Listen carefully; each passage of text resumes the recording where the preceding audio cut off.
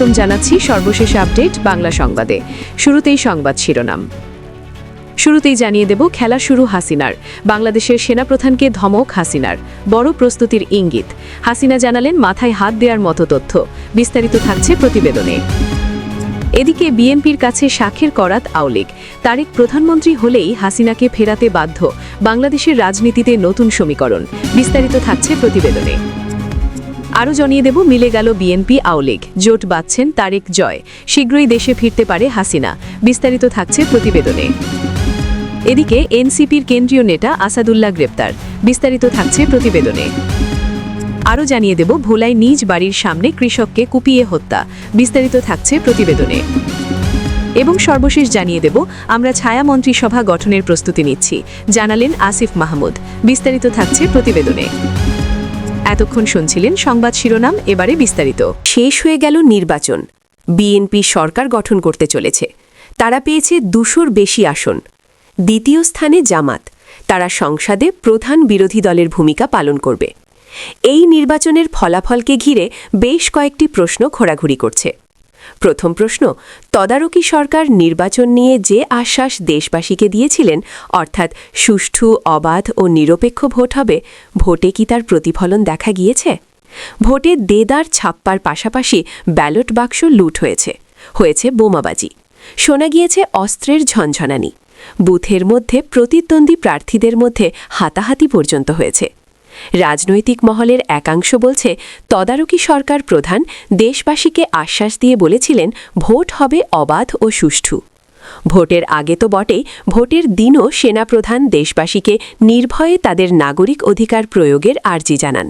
আর vote পূর্ববর্তী এবং পরবর্তী পর্বে আইন শৃঙ্খলার যাতে কোনো অবনতি না হয় তার জন্য কড়া পদক্ষেপ করা হবে বলেও আশ্বাস দেন। ভোটের দিন দেখা গেল ঠিক উল্টো। ভোট লুট থেকে শুরু করে অস্ত্রের ঝনঝনানি কিছুই বাদ যায়নি। ভোট পরবর্তী হিংসায় এখনও পর্যন্ত 3 জন প্রাণ হারিয়েছেন। চাঁপাইনবাবগঞ্জ উপজেলার একটি গ্রামে ককটেল বোমা বিস্ফোরণে 3 জন প্রাণ হারিয়েছেন।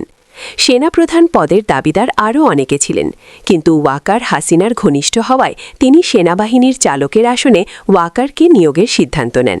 প্রতিদানে তিনি হাসিনার সঙ্গে যে আচরণ করেছেন সেটা বিশ্বাসঘাতকতা ছাড়া আর কিছুই নয়। আর বাংলাদেশে জাতীয় রাজনীতির হাওয়া মোরগের ছুটি ঘুরে যাওয়ায় সেনাপ্রধান ওয়াকার বিপদের গন্ধ পাচ্ছেন। হাসিনা ক্ষমতায় এলে তিনি যে সেনাপ্রধানকে ছেড়ে দেবেন না সে ব্যাপারে তিনি নিশ্চিত।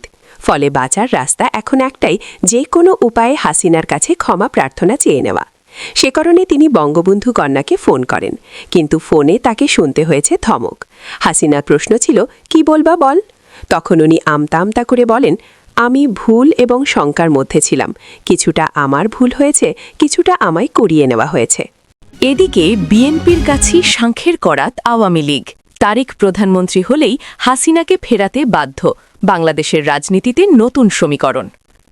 বিএনপির জন্য শাঁখের করাত আওয়ামী লীগ।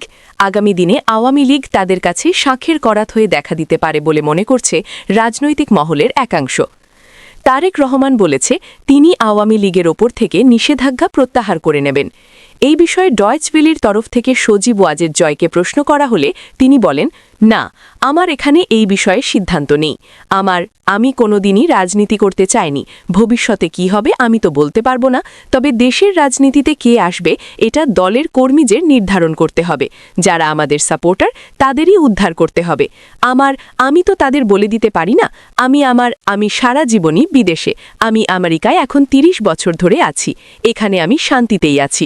ভবিষ্যতে কি হবে সেটা ভবিষ্যতে দেখা যাবে। তবে বর্তমানে বাংলাদেশের ভবিষ্যৎ ভালো না। তারেক রহমান বলেন, রাজনীতিতে মানুষ যাকে গ্রহণ করবে তাকে কেউ ঠেকিয়ে রাখতে পারবে না, আর গ্রহণ করবে না তাকে শক্তি দিয়েও ধরে রাখা যাবে না।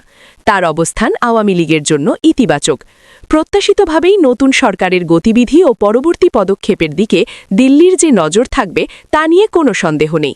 তবে ঢাকা দিল্লির সম্পর্ক যাতে তিক্ত না হয় তার জন্য জিআর 29টিতে বিদেশমন্ত্রী এস জয়শঙ্করকে ঢাকা পাঠিয়েছিল সাউথ ব্লক। অপরদিকে দিল্লিতে বাংলাদেশ হাইকমিশনে গিয়ে জিআর প্রতি শোক বার্তা লিখে আসেন প্রতিরক্ষামন্ত্রী রাজনাথ সিং। কূটনৈতিকদের একাংশের মতে তখন থেকেই বাংলাদেশের সঙ্গে ভারতের সম্পর্ক স্বাভাবিক হওয়ার দিকে এগোতে শুরু করে। অপরদিকে দলের প্রবীণ নেতা সালাউদ্দিন আহমেদ জানিয়েছেন ভারত সহ প্রতিবেশী সব দেশের সঙ্গে তারা বন্ধুত্বপূর্ণ সম্পর্ক চান, তবে সেই সম্পর্ক হবে ভারসাম্যের। আরও জানিয়ে দেব, মিলে গেল বিএনপি আলীগ, জোট বাড়ছেন তারেক জয়, শীঘ্রই দেশে ফিরতে পারে হাসিনা। দেশ ছাড়া শেখ হাসিনা, প্রয়াত খালেদা জিয়া, দেশের জনগণের মনে নৈরাজ্যের ক্ষত। তারেক রহমানের হাত ধরে বিএনপির দুরন্ত কামব্যাক। 299 আসনের নির্বাচনে 200রও বেশি আসনে এগিয়ে খালেদা পুত্র তারেক রহমানরা। তারেক রহমান দেশে ফিরেই বলেছিলেন, I have a plan.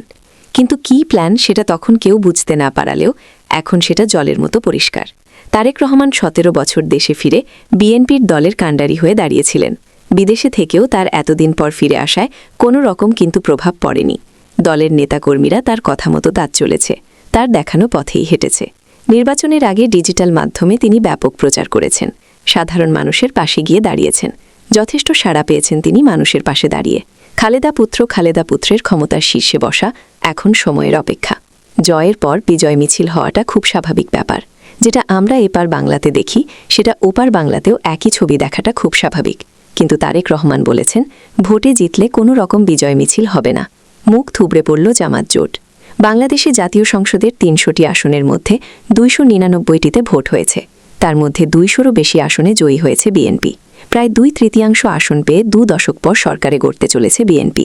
Dhaka 17 এবং বগুড়া 6, দুটি আসনেই জয়ী হয়েছেন বিএনপি চেয়ারম্যান তারেক রহমান।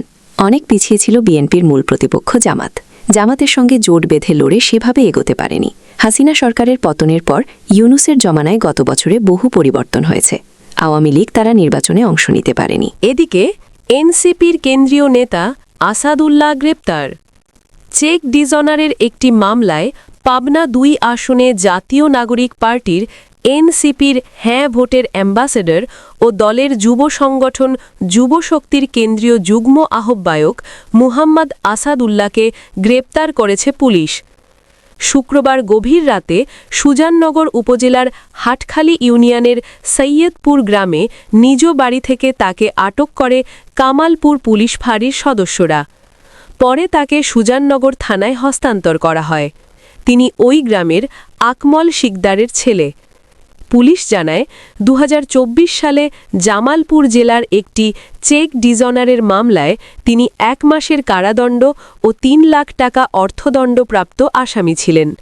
ত্রয়োদশ জাতীয় সংসদ নির্বাচনের গণভোটে হ্যাঁ পক্ষে প্রচারণা শেষে বাড়িতে অবস্থানকালে গোপন সংবাদের ভিত্তিতে তাকে গ্রেপ্তার করা হয়। পরদিন আদালতে সোপর্দ করা হয়েছে। তবে গ্রেপ্তারকে হয়রানিমূলক দাবি করেছে আসাদুল্লাহর পরিবার। তার স্ত্রী নাইমা আখতার রিমা বলেন, গভীর রাতে বাসা থেকে তাকে তুলে নেওয়া হয়েছে এবং পারিবারিক ও রাজনৈতিকভাবে উদ্দেশ্যপ্রণোদিত মামলায় গ্রেপ্তার দেখানো হয়েছে।